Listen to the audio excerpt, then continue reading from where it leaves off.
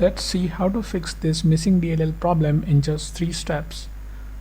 So in the step 1, we have to open this page. The page link is provided in the description. So this has got download button. So we'll click on download button and the file will get downloaded.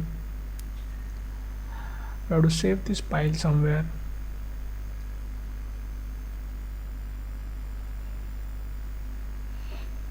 Now we'll open the file.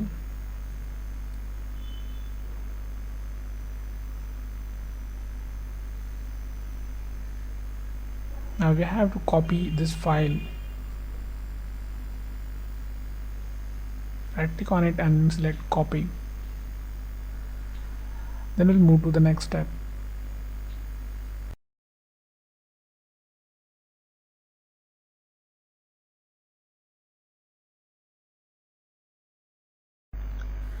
Now open C drive, then open Windows folder. Now scroll down in the directory. We have to open System32 folder here. Now right click in the blank space and select paste. Click continue to paste it. If you face access denied issue, then you can follow the screen to fix that. In the step 2, we'll register the DLL file we just copied. Now open task manager with an administrator access. Click file, select run new task, then click on browse button. Now open C drive again, open Windows folder, open System32 folder. Now in the list we have to select this file,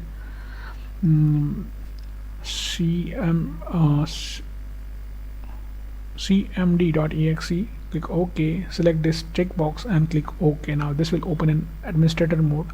Just maximize the screen. We have to execute 3 commands here. So first is going to be check disk. Now execute this and type Y. In the next command would be sfc space / scan now. Just execute this, and now while this running in the background, we'll open new command prompt from task manager. Just click this box again and click OK. Now we'll just keep this window side by side. So in this command prompt, just type this command carefully. Now just replace your my missing DLL file with the DLL file which we have just copied. Execute it. Now wait this verification completes.